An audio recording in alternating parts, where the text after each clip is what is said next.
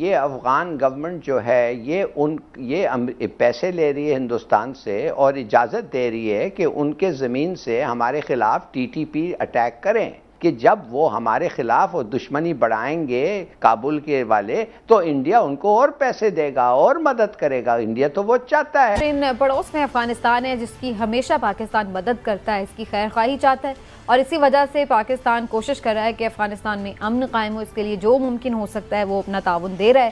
لیکن اس کے باوجود بھی ہم یہ بھی دیکھتے ہیں کہ افغان بارڈر سے ہمارے بارڈر کے اوپر کچھ نہ کچھ چھیڑ چھاڑ بھی چلتی ہے، چھوٹے موٹے حملے بھی جاری رہتے ہیں، اور اب تو حد ہی ہو گئی ہے کہ افغان مشیر کی جانب سے بھی پاکستان کے اوپر ہرزہ سرائی کی گئی ہے، غیر ذمہ دارانہ سٹیٹمنٹ ان کی جانب سے دیا گیا ہے، اور جس پر نہ صرف یہ کہ ہمارے اوورال ایک سینٹیمنٹ ہے کہ یہ بات اچھی نہیں ہے، بلکہ اس پہ باقاعدہ آفیشلی رد عمل بھی دیا گیا ہے۔ میں حیران ہوں کہ شاہ محمود قریشی صاحب کو وہ چیز نہیں پتا ہے جو ہر بچے کو پتا ہے افغانستان اور پاکستان میں، اور وہ یہ ہے کہ کابل آپ سے نفرت کرتا ہے۔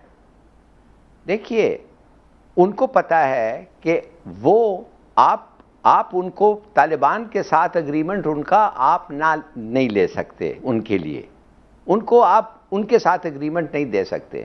وہ یہ بھی پتا ہے، ان کو یہ پتا ہے کہ آپ کا 20 سال کا جو ریلیشن شپ ہے طالبان سے وہ آپ توڑیں گے نہیں کابل کے لیے۔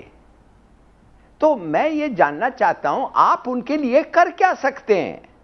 آپ ان کے ساتھ نہیں جائیں گے، آپ ان کو مدد نہیں کر سکیں گے، تو نیچرلی ان لوگ کہیں گے کہ یہ لوگ جو ہیں ہمارے لیے بیکار ہیں، یہ کچھ نہیں کر سکتے۔ اور ان کو یہ بھی پتا ہے کہ اگر آپ کے خلاف لڑیں گے تو ہندوستان سے پیسے ملیں گے، ان کو یہ بھی پتا ہے کہ اگر طالبان کے ساتھ لڑیں گے تو امریکہ ان کو مدد کرے گی، اور اگر پاکستان اور طالبان دونوں کے ساتھ وہ لڑ رہے ہیں اور ڈی سٹیبلائزیشن ہو تو اس سے زیادہ خوش امریکہ اور انڈیا ہوگا، اس لیے کہ ان کو پتا ہے پھر سی پیک کا پروگریس کم ہوگا۔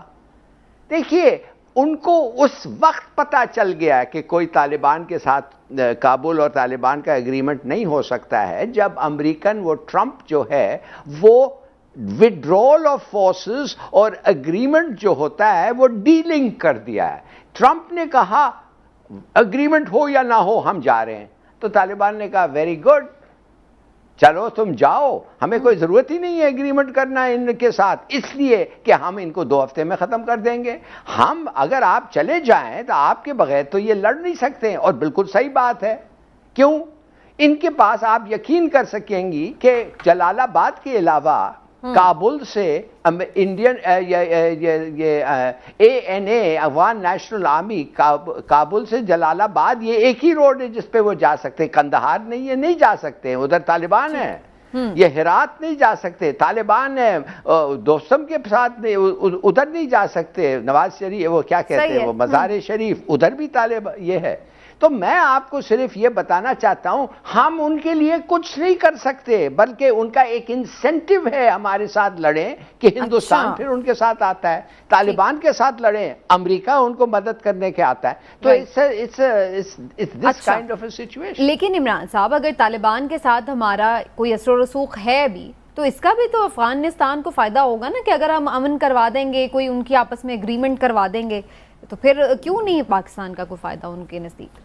دیکھیں، حمداللہ محب جیسے لوگ جو ہیں نا وہ یہ نہیں چاہتے کہ امن ہو، اور میں سمجھتا ہوں کہ ان کے ہوتے ہوئے افغان عمل کا جو پروسیس ہے اس پہ کام ہو ہی نہیں سکتا، بات آگے بڑھ ہی نہیں سکتی، کیونکہ وہ جس ایجنڈے پہ ہیں وہ ایجنڈا ہے انڈیا کا، اور اس میں کوئی دوسری رائے نہیں ہے، اور انڈیا کبھی نہیں چاہے گا کہ وہاں پہ افغانستان میں امن ہو اور تاکہ پاکستان میں سکون آئے۔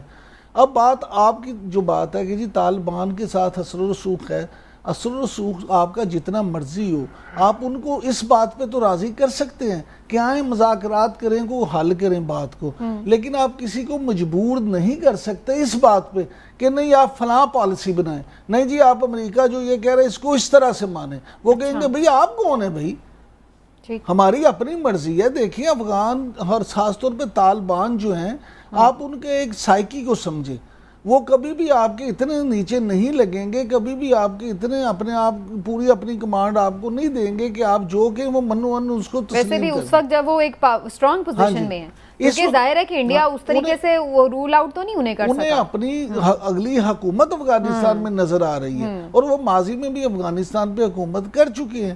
جب ان کو یہ اپنی حکومت نظر آ رہی ہے تو وہ پاکستان کی خاطر یا آپ کی بات مان کے کیوں اس سے الگ ہوں گے؟ لہٰذا اس پہ تو گیو اینڈ ٹیک کرنا پڑے گا آپ کو. وہاں پہ بیٹھ کے ایسے لوگ جو واقعی مسئلے کا حل چاہتے ہیں، ان کو امریکہ اس میں جتنا زیادہ انٹرسٹ لے گا اتنا ہی خود امریکہ کا بھی فائدہ ہے. اس کے بغیر یہ معاملہ مجھے تو حل ہوتا نظر نہیں آتا. اس سے علاقے میں انارکی بڑھے گی. لیکن ہلالی صاحب، افغانستان کو پھر پاکستان کیسے ٹیکل کرے؟ ایک تو ہم تو ان کی بھلائی چاہتے ہیں نا کہ جی پڑوس میں امن ہو جائے، لیکن اب وہ آگے سے الٹا ہمیں اوٹ پٹانگ باتیں کریں گے، تو پھر اس طرح کیا ان کے ساتھ کیسے ڈیل کریں؟ تو آپ کو کیا پرابلم ہے بھائی؟ یہ افغانستان کا پرابلم ہے، آپ کو کیا پرابلم ہے؟